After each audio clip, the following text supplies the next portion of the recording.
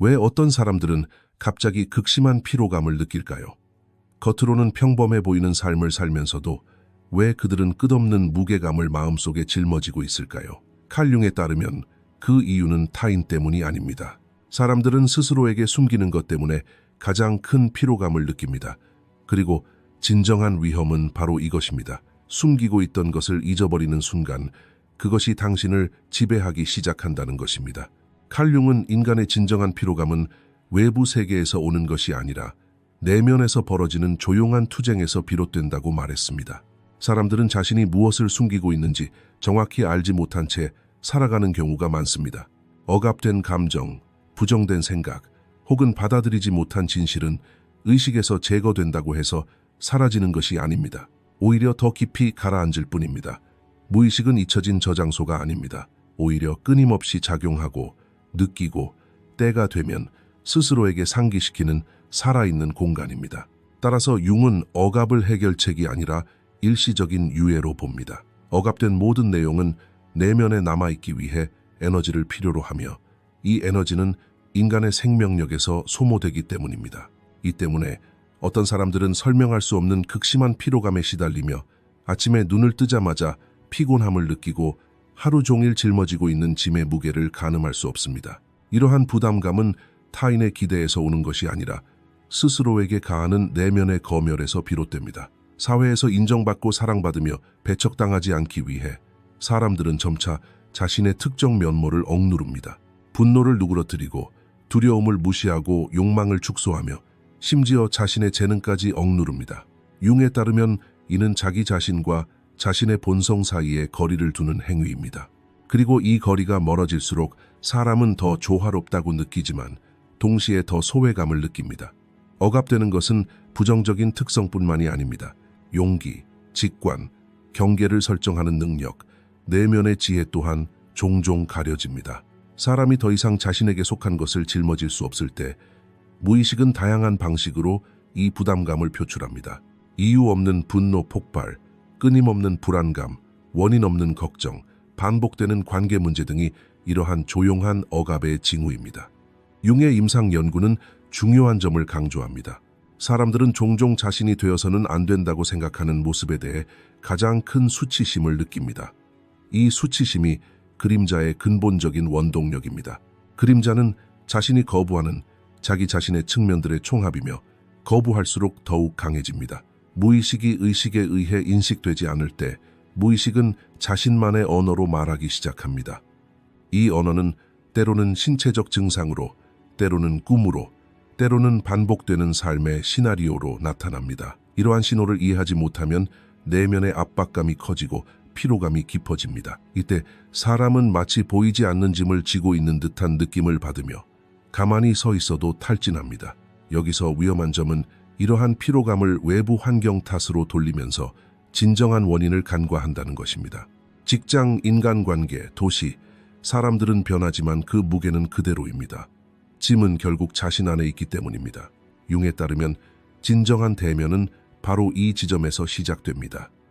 내가 더 이상 짊어지고 싶지 않은 것은 무엇이며 왜 아직도 그것을 숨기고 있는가?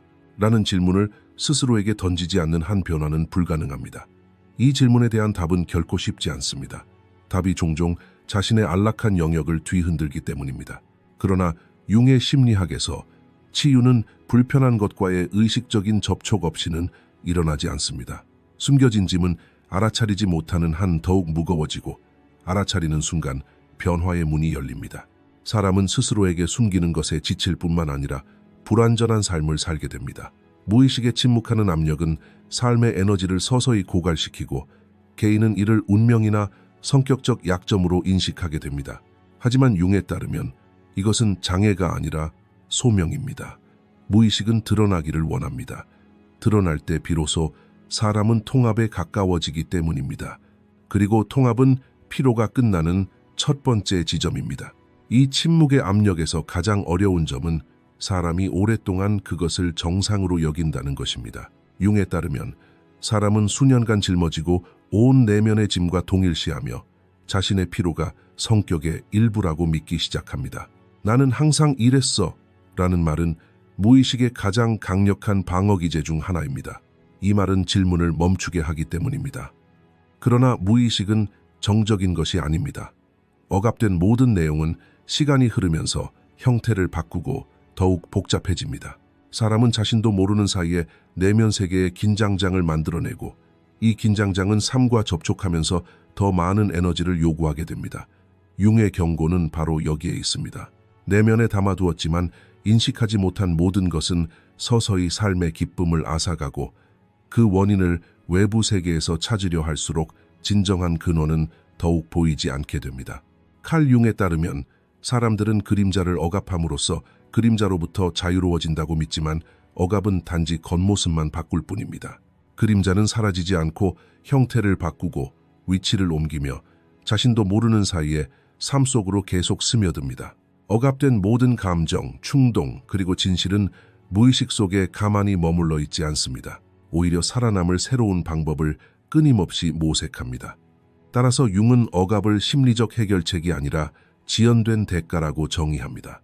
무의식과 싸우고 있다고 생각하는 순간 실제로는 자신의 에너지를 소모하기 시작하는 것이기 때문입니다.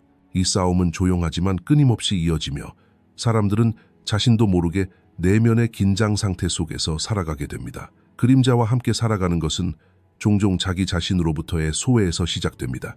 자신의 일부에 대해 나는 이래서는 안 돼라고 말할 때마다 내면의 세계는 좁아집니다.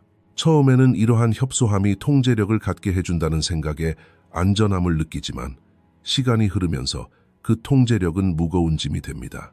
융의 임상 관찰은 종종 다음과 같은 상황을 보여줍니다. 지나치게 순종적이고 자기 통제에 몰두하며 끊임없이 감정을 억누르는 사람들은 내적 피로가 가장 심합니다. 억압은 끊임없는 관심과 에너지를 요구하기 때문입니다. 자신의 본성을 감시해야 하는 사람은 삶을 사는 대신 자기 자신을 통제하기 시작합니다. 이 시점에서 억압의 대가는 내면적인 것에 그치지 않고 대인관계에도 나타납니다. 자신의 그림자와 접촉하지 못하는 사람은 타인의 그림자를 용납하지 못하게 됩니다. 융에 따르면 이것이 투사의 근본입니다. 개인은 타인에게서 자신이 받아들일 수 없는 자신의 모습을 보고 그들에게 강렬한 반응을 보입니다. 정당하지 않은 분노, 갑작스러운 냉담함, 설명할 수 없는 거리감이 이러한 기제의 결과입니다. 실제로 사람이 자기 자신과의 대면을 피할수록 타인을 통해 그 대면을 경험하게 됩니다. 이는 관계를 지치게 하고 소통을 단절시키며 개인을 점점 더 외로운 지점으로 몰아넣습니다. 융이 특히 강조하는 위험 중 하나는 억압이 정체성의 붕괴를 초래한다는 점입니다. 내면의 그림자와 접촉하지 않는 사람은 결국 자신이 진정으로 원하는 것과 진정으로 믿지 않는 것을 구분하지 못하게 됩니다. 내면의 목소리를 억누르는 사람은 외부의 목소리에 더욱 의존하게 됩니다. 사회적 기대, 권위자의 의견, 환경적 규범이 개인의 내면의 나침반을 대체하게 되는 것입니다. 이는 단기적으로는 안정적인 방향감을 주지만 장기적으로는 내면의 공허함과 무의미함을 초래합니다. 겉으로는 자신의 삶을 살고 있다고 생각하지만 마음속 깊은 곳에서는 자신이 진정으로 원하는 삶이 아닌 다른 누군가의 삶을 살고 있다고 느끼는 것입니다. 여기서 가장 중요한 점은 억압이 사람을 강하게 만드는 것이 아니라 오히려 약하게 만든다는 것입니다. 무의식 속의 내용이 억압된 시간이 길어질수록 표면으로 드러날 때 더욱 통제하기 어려워지기 때문입니다. 융에 따르면 갑작스러운 분노 폭발, 예상치 못한 행동, 그리고 나조차도 나 자신에게 놀랐다라고 말하는 순간들은 무의식 속 그림자의 출현입니다.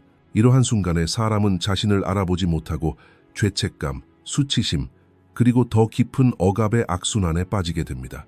이처럼 그림자와 함께 살아가는 것은 자신이 무의식적으로 갇히게 되는 악순환으로 이어집니다.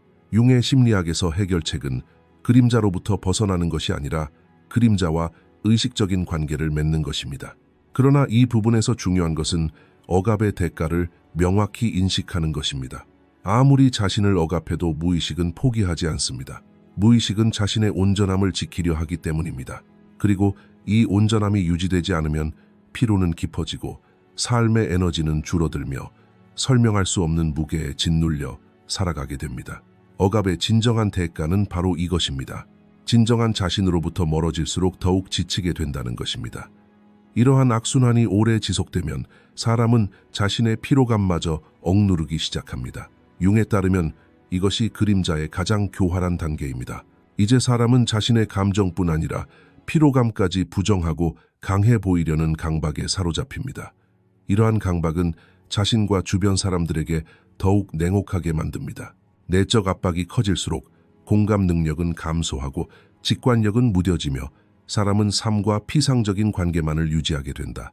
그러나 무의식의 압박은 무시한다고 해서 줄어드는 것이 아니라 오히려 정신적 공간을 좁혀 더욱 방어적이고 고독한 상태로 몰아넣는다. 융의 경고는 바로 여기에 있다. 자신의 그림자조차 감당할 수 없는 사람은 삶의 무게도 감당할 수 없다는 것이다. 칼 융에 따르면 내면에 억압된 부분은 개인적인 짐이 될 뿐만 아니라 타인과의 관계에도 악영향을 미칩니다. 자신의 그림자와 접촉이 약한 사람은 무의식적으로 위축되기 시작합니다. 이러한 위축은 의식적인 고독을 선택하는 것이 아니라 오해받는 것에 대한 깊은 두려움에서 비롯되는 경우가 많습니다. 사람들은 스스로에게조차 인정할 수 없는 자신의 모습이 타인에게 드러날까 두려워하며 이러한 두려움은 자연스러운 사회적 상호작용을 방해합니다. 융은 고립이 세상으로부터가 아니라 자기 자신으로부터 멀어지는 결과라고 지적했습니다. 오해받을까봐 두려워하는 마음은 끊임없이 자기 자신을 통제하게 만듭니다. 무슨 말을 해야 할지, 어떤 표정을 지어야 할지, 특정 감정을 어느 정도까지 표현해야 할지 계산하면서 사람들은 관계 속에서 자발성을 잃게 됩니다. 겉으로 보기에는 차분함이나 성숙함으로 비춰질 수 있지만 융의 관점에서 이는 내면의 경계심이 극에 달한 상태입니다. 자신을 표현할 때조차도 끊임없이 스스로를 감시하는 것입니다. 이러한 끊임없는 자기 통제는 시간이 흐르면서 사회적 관계를 안전한 공간에서 소모적인 행위로 변모시킵니다. 개인은 타인과 함께 있을 때조차 외로움을 느끼기 시작합니다. 융은 바로 이 지점에서 집단 무의식이라는 개념에 주목합니다. 인간은 단순히 개인이 아니라 사회적이고 집단적인 구조의 일부이기도 합니다. 그러나 개인이 자신의 그림자를 거부할 때 집단과의 연결은 약해집니다. 자기 자신으로부터 소외될수록 타인으로부터도 소외되기 때문입니다. 이러한 소외감은 흔히 아무도 나를 이해하지 못해라는 말로 표현됩니다. 하지만 융에 따르면 진정한 문제는 개인이 먼저 자기 자신을 이해하기를 거부한다는 것입니다. 자신의 내면 세계를 알지 못하면 타인과 깊은 관계를 맺을 수 없습니다. 고립의 가장 위험한 측면은 시간이 지남에 따라 고립이 정상적인 것으로 받아들여진다는 것입니다. 개인이 방어 전략으로 고립을 택하게 되면 외로움을 자신의 성격의 일부로 여기게 됩니다. 이 시점에서 오해받을지도 모른다는 두려움은 침묵하는 정체성이 됩니다. 융의 임상 관찰에 따르면 장기간 고립을 경험하는 사람들에게서 흔히 나타나는 증상은 감정적 무감각입니다. 사람은 상처받는 것을 피하기 위해 자신의 감수성을 둔화시킵니다. 그러나 감정을 느끼지 않는다고 해서 고통으로부터 보호받는 것은 아닙니다.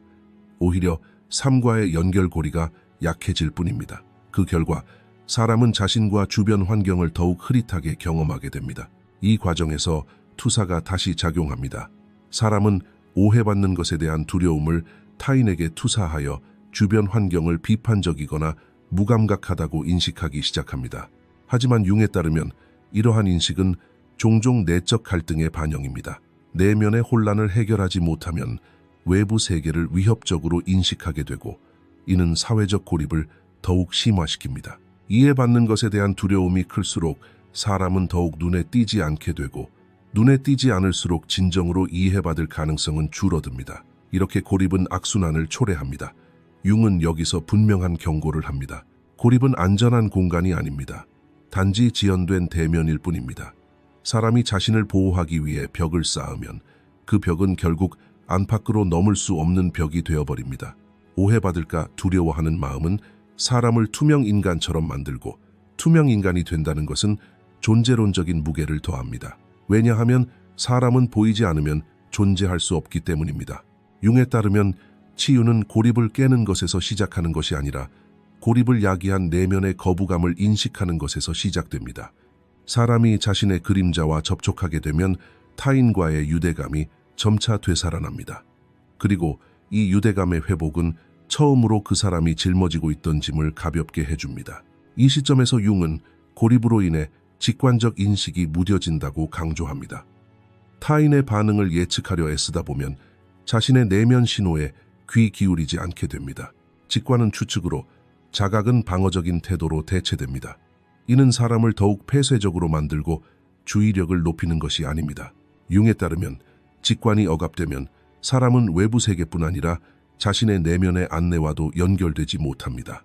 이러한 단절은 사회적 상황에서 더욱 긴장하게 만들고 모든 접촉을 잠재적인 위협으로 인식하게 합니다. 따라서 고립은 물리적 거리감뿐 아니라 심리적 거리감으로까지 이어집니다. 고립이 심화될수록 사람은 관계에 대한 기대치를 낮춥니다. 융은 이를 일종의 감정적 위축이라고 설명합니다. 사람은 상처받는 것을 피하기 위해 관계를 맺지 않는 법을 배우고, 이렇게 학습된 거리는 시간이 흐르면서 마치 정체성처럼 자리 잡게 됩니다. 그러나 이 거리는 사람을 보호하는 것이 아니라 오히려 무감각하게 만듭니다. 왜냐하면 사람은 관계를 통해 자신을 인식하고 비춰보기 때문입니다. 융에 따르면 오해받는 것에 대한 두려움은 사람을 타인으로부터 멀어지게 하는 것이 아니라 자신의 잠재력으로부터 멀어지게 합니다. 이러한 거리가 멀어질수록 사람은 자신의 외로움을 선택이라고 인식하지만 실제로는 무의식이 자신을 드러내고 싶어하는 욕구에 대한 뒤늦은 반응일 뿐입니다. 칼 융의 그림자 개념이 그토록 인상적인 이유는 바로 그 비균일성 때문입니다. 그림자는 완전히 어둡지도 않고 본질적으로 파괴적이지도 않습니다. 융에 따르면 그림자는 개인이 무의식 속에 억누른 모든 것의 총합이며, 여기에는 두려움, 억압된 분노, 수치심뿐만 아니라 사용하지 않은 능력, 개발되지 않은 재능, 의식적인 삶에 통합되지 않은 잠재력까지 포함됩니다. 따라서 융은 그림자를 위험한 존재로 볼 뿐만 아니라 올바르게 접근한다면 선물로도 볼 수 있다고 봅니다. 그러나 중요한 것은 개인이 이러한 내용과 어떻게 관계를 맺느냐입니다. 그림자는 무의식 속에 억압될 때 위험해집니다. 개인이 내면의 어둠과 마주하는 것을 피할수록 그 어둠은 통제할 수 없이 행동에 스며듭니다. 융에 따르면 이러한 위험은 개인이 자기 자신을 인식하지 못하게 되는 데 있습니다. 갑작스러운 반응, 설명할 수 없는 행동, 그리고 나는 평소에 이렇지 않아 라고 말하는 순간들은 그림자가 무의식적으로 표면으로 드러나는 현상입니다. 이러한 순간에 사람은 자신의 힘을 두려워하는데 그 힘의 의식적인 틀이 결여되어 있기 때문입니다. 따라서 그림자는 개인에게 위협적이면서도 낯선 힘으로 인식됩니다. 그러나 융의 핵심 주장은 바로 이 지점에서 드러납니다. 그림자와의 접촉은 그것을 파괴하려 할 때가 아니라 의식적으로 받아들일 때 비로소 변화를 가져옵니다. 억압된 자신의 측면을 자각하기 시작하면 내면의 균형이 이루어집니다. 이제 에너지는 숨기는 데가 아니라 이해하는 데 쓰이기 때문입니다. 융에 따르면 그림자 속의 힘은 의식과 접촉할 때 창조적인 잠재력으로 변모합니다. 용기, 경계를 설정하는 능력, 직관적 이해, 깊은 공감과 같은 자질은 억압된 그림자에서 종종 나타납니다. 그러므로 그림자에 맞서는 것은 사람을 약하게 만드는 것이 아니라 오히려 더욱 완전하고 견고한 자아 구조를 만들어냅니다. 위험과 보상 사이의 미묘한 경계선, 즉 이중성은 융의 심리학에서 중요한 위치를 차지합니다. 사람이 이 경계선을 인식하지 못하면 그림자에 끌려다니게 되고, 인식하게 되면 그림자가 사람을 인도합니다. 융은 무의식의 목적은 사람을 파괴하는 것이 아니라 완성하는 것이라고 말합니다. 그러나 이러한 완성의 과정은 쉽지 않습니다. 자신이 만들어 놓은 이상적인 자아상을 포기해야 하기 때문입니다. 그림자를 마주하게 되면 사람은 자신이 되고 싶은 모습과 진정한 자신의 모습 사이의 간극을 깨닫게 됩니다. 처음에는 이 간극이 불편하게 느껴지지만 동시에 해방감을 주기도 합니다. 그림자를 선물로 바꾸는 것은 내면의 책임을 받아들일 때 가능합니다. 융에 따르면 여기서 결정적인 요소는 바로 자각입니다. 사람이 자신의 내면의 어둠을 타인에게 투영하는 것을 멈추면 투영이 사라지면서 관계의 긴장이 줄어듭니다. 개인은 더 이상 자신의 감정의 근원을 외부가 아닌 내면에서 찾게 됩니다. 이는 그 사람을 더욱 차분하고 솔직하게 만듭니다. 그림자를 받아들일 때 타인의 그림자에 대해서도 더욱 관대해집니다. 이러한 관용은 나약함에서 비롯되는 것이 아니라 내면의 균형 감각에서 비롯됩니다. 융의 관점에서 진정한 위험은 그림자의 존재 자체가 아니라 그림자를 부정하는 데 있습니다. 부정된 모든 힘은 무의식적인 압박을 만들어내고 받아들여진 모든 힘은 의식적인 도구가 됩니다. 그러므로 그림자는 인류에게 가장 큰 위험이자 가장 큰 발전의 영역입니다. 자신의 그림자에 직면한 사람은 더 이상 자기 자신으로부터 도망치지 않습니다. 도망치지 않기 때문에 지치지 않습니다. 융에 따르면 진정한 피로는 자기 자신과의 거리를 둘 때 발생하기 때문입니다. 이 거리가 좁혀지면 그림자는 더 이상 위협이 되지 않고 개인의 내면적 성장에 능동적인 역할을 하게 됩니다. 융은 그림자의 선물적인 측면이 종종 가장 두려워하는 측면 뒤에 숨겨져 있다고 지적합니다. 사람들은 분노에 대한 두려움 때문에 자신의 힘을 억누르고 이기심에 대한 두려움 때문에 경계를 설정하는 능력을 억누르며 취약성에 대한 수치심 때문에 깊은 관계를 맺을 수 있는 능력을 억누릅니다. 그러나 이러한 억압은 사람을 더 도덕적이거나 균형 잡힌 사람으로 만드는 것이 아니라 오히려 더 분열시킬 뿐입니다. 융에 따르면 도덕적 성숙이란 그림자가 없는 것이 아니라 그림자를 인식하는 것입니다. 이러한 인식이 발달하면 사람은 자신의 어둠을 타인에게 투영하는 것을 멈추고 내면의 잠재력을 더욱 책임감 있게 사용하기 시작합니다. 그러므로 그림자를 직면하는 과정은 용기의 시험입니다. 융은 이 용기가 외적인 힘의 과시가 아니라 종종 고독 속에서 경험되는 조용하고 내면적인 과정이라고 강조합니다. 사람이 자기 내면의 모순을 보기 시작하면 삶을 더욱 단순하지만 진실된 관점에서 경험하게 됩니다. 그림자는 더 이상 억압해야 할 위협이 아니라 활용해야 할 에너지가 됩니다. 이러한 변화가 일어날 때 사람은 자신뿐 아니라 삶과도 더욱 정직한 관계를 맺기 시작합니다. 융의 심리학에서 이러한 정직함이야말로 진정한 자유의 출발점입니다. 칼 융에 따르면 인간의 내면 여정에서 가장 중요한 문턱은 억압된 것과의 싸움을 멈추고 그것과 의식적인 관계를 맺는 순간입니다. 융은 이 과정을 개성화라고 부릅니다. 개성화는 더 나은 사람이 되는 것이 아니라 더욱 온전한 사람이 되는 것입니다. 그것은 수용된 것과 거부된 것, 겉으로 보기에 강해 보이는 것과 약해 보이는 것, 빛과 그림자가 한 자아 안에서 하나로 합쳐지는 것입니다.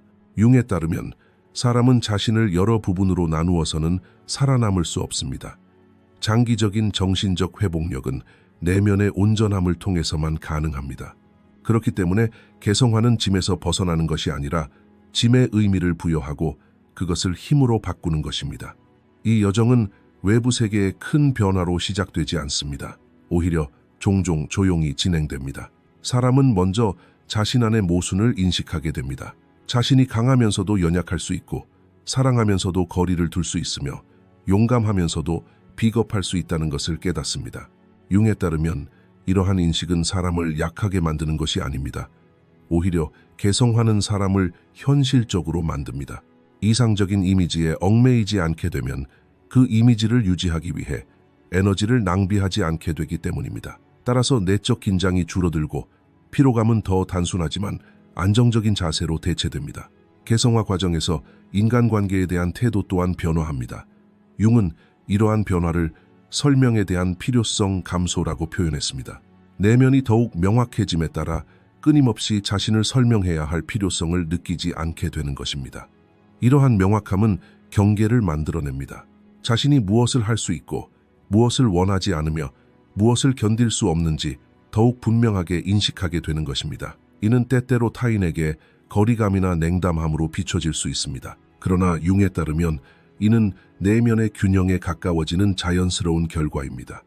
사람은 스스로를 소진하지 않고 살아가는 법을 배우게 됩니다. 여기서 중요한 진실이 드러납니다. 개성화는 고립이 아닙니다.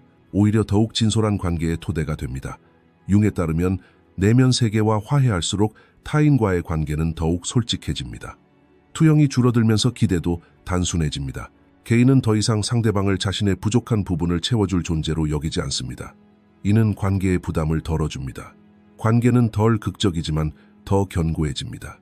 개인화된 사람은 더 이상 타인에게 자신의 짐을 지우지 않기 때문입니다. 이 시점에서 스스로에게 다음과 같은 질문을 던져보는 것이 중요합니다. 인생에서 가장 힘들게 하는 관계는 정말로 타인 때문일까요? 아니면 자신 내면에 해결되지 않은 문제 때문일까요? 이 질문에 공감한다면 댓글로 생각을 공유해 주세요. 이 여정을 더욱 풍성하게 만들어줄 것입니다. 융은 특히 개인화가 목적지가 아니라 평생에 걸쳐 지속되는 과정이라고 강조합니다. 사람은 매 순간 자신의 새로운 면모를 마주하게 됩니다. 하지만 차이점은 개인화의 길을 걷는 사람은 이러한 만남을 회피하지 않는다는 것입니다. 회피하지 않기 때문에 덜 지칩니다. 에너지를 억압하는 데 쓰는 것이 아니라 의식적인 삶에 쏟기 때문입니다. 부담은 의미를 얻으면서 힘으로 바뀝니다. 융의 심리학에서 진정한 힘은 통제에서 오는 것이 아니라 내면의 온전함을 지키는 데서 옵니다. 이러한 통합성이 형성될 때 사람은 비로소 자신이 자기 자신과 같은 편에 서 있다는 느낌을 받습니다. 융에 따르면 개성화 과정에서 가장 어려운 부분은 자기 자신에 대한 책임을 되찾는 것입니다. 이 단계에 이르면 사람은 더 이상 삶에서 반복되는 문제들을 운명, 우연 또는 타인의 행동 탓으로만 설명할 수 없습니다. 의식이 발달함에 따라 내면의 역할 또한 드러나기 때문입니다. 이러한 자각은 처음에는 무거운 짐처럼 느껴질 수 있습니다. 그러나 융은 이 짐이 실제로는 해방감을 준다고 주장합니다. 사람이 자신의 내면 세계에 대한 책임을 질 때 무의식적으로 그것을 감당하는 것이 아니라 의식적으로 방향을 제시하게 됩니다. 따라서 모든 경험은 지루한 반복이 아니라 변혁적인 의미를 획득하게 됩니다. 개성화가 깊어지는 시점에 이르면 스스로에게 사용하는 언어 또한 변화합니다. 가혹한 자기 비판은 관찰하는 자각으로 대체됩니다. 융에 따르면 바로 이 순간 내면의 연민이 발달합니다. 사람은 더 이상 완벽을 추구하지 않고 진정성을 드러낼 용기를 갖게 됩니다. 이러한 용기는 더 이상 숨을 필요가 없기에 삶의 짐을 가볍게 해줍니다. 숨지 않아도 될 때 에너지가 방출되고 이 에너지는 생산성, 직관력, 그리고 더욱 의미 있는 삶으로 전환됩니다. 융의 개성화 이론에서 힘은 자신을 억지로 밀어붙이는 것이 아니라 자기 자신과 조화를 이루는 데서 나옵니다. 칼 융에 따르면 사람이 추구하는 휴식은 종종 예상치 못한 곳에 있습니다. 피곤할 때 사람들은 잠을 자고 싶어하고 도망치고 싶어하고 벗어나고 싶어합니다.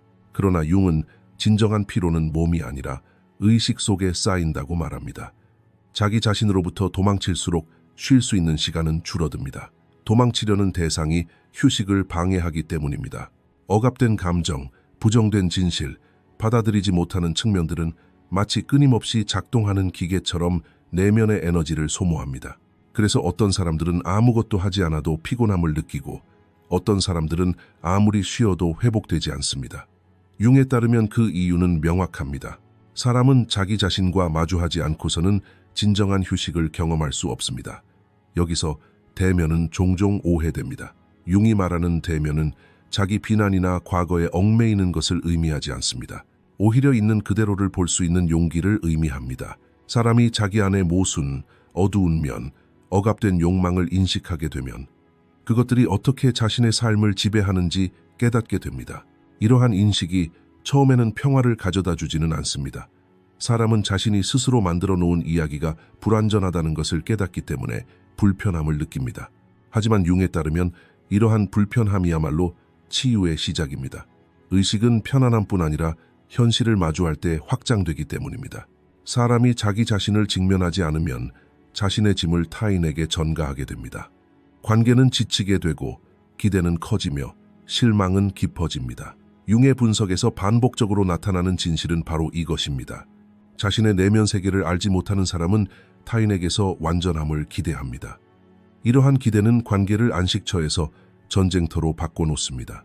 그러나 사람이 자신의 그림자를 알게 되면 타인에게 짐을 지우려는 욕구는 줄어듭니다.